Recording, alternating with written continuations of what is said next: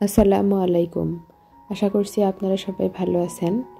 আমরাও আল্লাহ তাআলার অশেষ রহমতে আলহামদুলিল্লাহ ভালো আছি। বেশ কয়েকদিন পর একটি নতুন ভিডিও নিয়ে আপনাদের সামনে হাজির হলাম। আমার শরীরটা বেশি ভালো যাচ্ছে না, সেজন্য নিয়মিত ভিডিও করতে পারছি না। ভিডিও করার ইচ্ছা থাকলেও আসলে শক্তি কুলায় না ভিডিও করার। আবার ভিডিও করার নেশা এতটাই বেশি যে এটা ছেড়ে থাকতেও পারি না। কয়েকদিন হয়ে গেলেই শুধু মনটা খুঁতখুত করে, মনে হয় যে অনেক দিন হয়ে গেল ভিডিও শেয়ার করি না।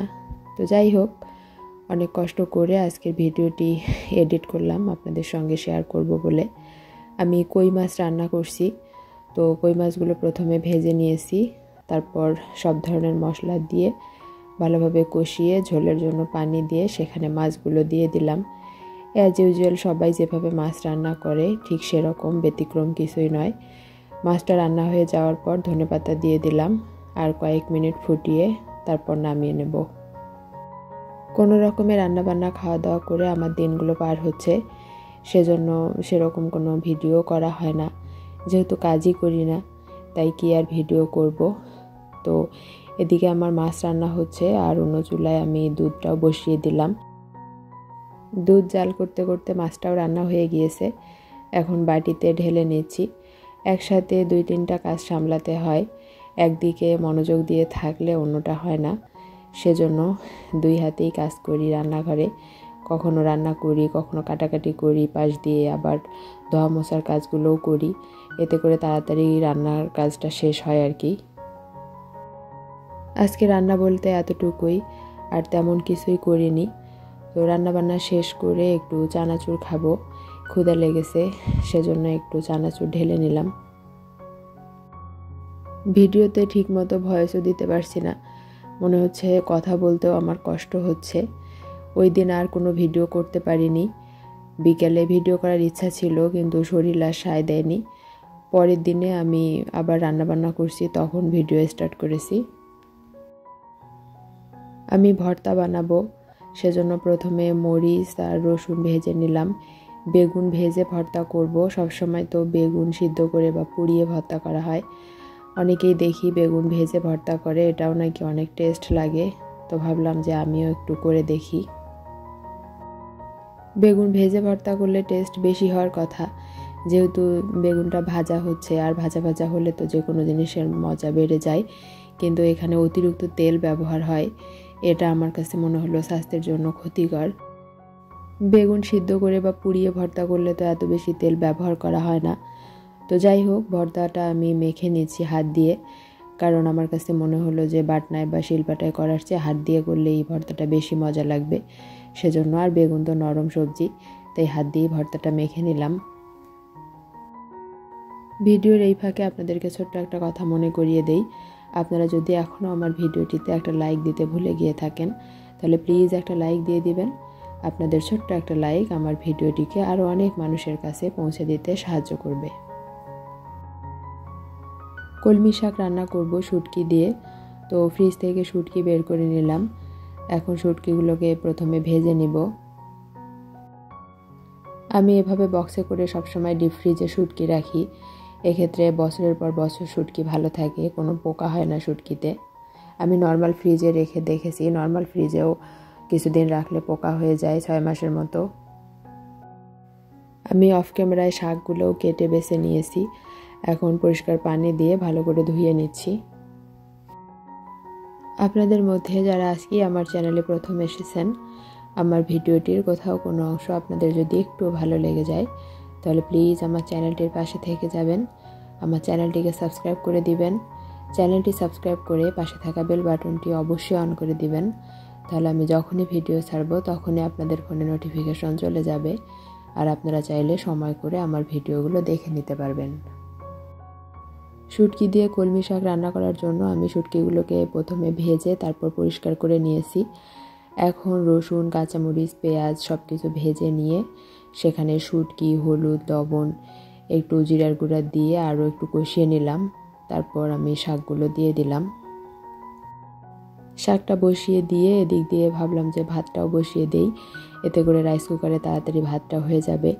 পরে আবার কারেন্ট না থাকলে ভাত রান্না হতে সময় লাগবে, সেজন্য আগেভাগেই ভাতটা বসিয়ে দিলাম।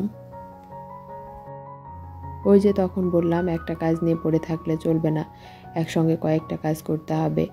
তো একটা রান্না নিয়ে বসে না থেকে রান্নার ফাঁকে ফাঁকে বাকি কাজগুলো রান্নাঘরের করে নিচ্ছি। ভাতটা বসিয়ে দিয়ে এখন শাকগুলোকে একটু উল্টিয়ে দিলাম যাতে করে সবগুলো ভালোভাবে সিদ্ধ হয়ে যায়। অনেকেই জিজ্ঞেস করেছিলেন আমি কি দিয়ে কড়াই পরিষ্কার করি। আমি ভিম লিকুইড আর স্টিলের মাজুনি দিয়েই কড়াই পরিষ্কার করি। এই কড়াইটা আমার বহু বছরের পুরনো কড়াই, আমার হাজব্যান্ড ব্যাচেলার থাকতে ব্যবহার করত। আর এই কড়াইটা স্টোভে ব্যবহার করা হয়েছিল, সেজন্য এত কালো আর কি কালি হয়ে গিয়েছে, আমি এটা তুলতে পারি না। আর আমার সংসারে যে নতুন কড়াইগুলো আমি কিনেছি সেগুলো এখনও ঝকঝকেই আছে। শাকটা রান্না হয়ে গিয়েছে, এখন বাটিতে তুলে নিচ্ছি। শাক রান্না করার পর একটু ক্ষুধা লেগেছে, তো ফ্রিজে কলা রাখা ছিল, কলাগুলো বের করব। এখন খাওয়া যাবে না, একটু নর্মাল হোক তারপর খাবো, অনেক ঠান্ডা হয়ে থাকে ফ্রিজে কলা রাখলে। কলা আমি সবসময় এভাবে বক্সে করে পেপারে মুড়িয়ে রেখে দেই, এতে করে আমি দেখেছি 1 সপ্তাহের মতো ভালো থাকে। আর বাহিরে কলা রাখলে তো 2-3 দিনের মধ্যেই নষ্ট হয়ে যায়, কারণ এগুলো বাজারের ঔষধ দেওয়া কলা, তাই তাড়াতাড়ি পেকে যায়। কিন্তু ফ্রিজে রাখলে 1 সপ্তাহ ভালো থাকে। আমরা যেহেতু 2 জন মানুষ, এতগুলো কলা 2 দিনে খেয়ে শেষ করা যায় না, তাই ফ্রিজে বাধ্য হয়ে রাখতেই হয়। চলে আসলাম একদম রাতের বেলা। দুপুরে শুধু শাক রান্না করেছিলাম আর ওই বেগুন ভর্তা করেছিলাম, আপনাদের ভাইয়া বাসায় আসেনি, আমি ওগুলো দিয়ে খেয়েছি। এখন রাতে ভাবলাম যে ওর শুকনো শুকনো ভাত খেতে কষ্ট হবে, একটু ডাল করে দেই। একটু ডাল করে দিলে ও ভাত মেখে খেতে পারবে। আমার তো যা তা হলেই চলে, কিন্তু পুরুষ মানুষের ভাত খেতে একটু তরকারি বেশি লাগে, তাই তাকে নিয়েই বেশি সমস্যা। তো ও আবার আসার সময় কলা নিয়ে এসেছে, অনেকগুলো কলা আছে বাসায়, আবারও নিয়ে এসেছে। যাই হোক, কি আর করা যাবে, এখন বাজারগুলো একটু গুছিয়ে রাখবো। আরও কি নিয়ে এসেছে সেগুলো একটু দেখাই। এখানে কাঁচামরিচ নিয়ে এসেছে, তারপর সাবান, শ্যাম্পু, চিনি, চিড়া, তারপর ছোলা, এগুলো আর কি শুকনো বাজার, টুকটাক যা শেষ হয়ে গিয়েছিল তাই নিয়ে এসেছে হাতে করে। বাজারগুলো গোছাতে গোছাতে একজন প্রিয় আপুর কমেন্ট পড়ি। আপু কয়েকদিন আগে কমেন্ট করেছিলেন, আসসালামু আলাইকুম আপু, তোমার ভিডিও আমি রেগুলার দেখি, বাট কমেন্ট করা হয় না। আমি আসাম থেকে সোহানা বলছি, প্লিজ তোমার নেক্সট ভিডিওতে আমার নামটা নিও। সোহানা আপু, এই তো আপনার নাম নিয়ে নিলাম। আশা রাখবো বরাবরের মতো আমার পাশে থাকবেন, আমাকে সাপোর্ট করবেন। আপনাদের এই অকৃত্রিম ভালোবাসার জন্যই আমি কিন্তু এখনও ইউটিউবে টিকে আছি। বাজারগুলো সব গুছিয়ে রাখলাম আপনাদের সঙ্গে কথা বলতে বলতেই। বাজারের সঙ্গে এই বামটা আর কিছু ঔষধও নিয়ে এসেছিল। এটা ব্যথার বাম, মাথা ব্যথা বা যে কোনো ব্যথায় ব্যবহার করা যায়। আমার কিচেনের জানালায় আমি হ্যাঙ্গিং টবে একটা মানি প্লান্ট লাগিয়েছিলাম, আপনাদের সঙ্গে অবশ্য ভিডিও শেয়ার করেছিলাম। যারা আমার পুরনো দর্শক তারা জানেন। তো গাছটার আপডেট এখন এরকম, অনেকটাই লম্বা হয়ে গিয়েছে, তো লম্বা হতে হতে অনেক নিচে ঝুলে গিয়েছে। তো ভাবলাম যে গাছটা এখন একটু পেঁচিয়ে উপরে তুলে দেই, তাহলে দেখা যাবে গাছটা অনেক ঝোঁপালো হবে। তো গাছটা আমি কাটবো না, শুধু নিচ থেকে ডালগুলো তুলে আমি মাটির সঙ্গে একটু গেঁথে দেব, এতে করে আবার নতুন শিকড় হবে ওখানে। তো মাটিতে আটকানোর জন্য আমি এখানে একটা সেফটি পিন ব্যবহার করতেছি। সেফটি পিনটা দিয়ে একটু মাটিতে পুঁতে দেব, মাটির স্পর্শ পেলেই নতুন শিকড় গজাবে। মানি প্লান্ট কাটলে আগাটা নষ্ট হয়ে যায়, তখন সৌন্দর্যই নষ্ট হয়ে যায় গাছের, সেজন্য আমি আর আগা সেটে দিলাম না, এভাবে গাছটা পেঁচিয়ে দিলাম। সেক্ষেত্রে উপরে শিকড় হবে, আবার নিচে ঝুলে যাবে। আমার রুমে রোদ আলোর স্বল্পতা, সেজন্য মানি প্লান্ট ছাড়া অন্য কোনো গাছ আমি বাঁচাতে পারি না।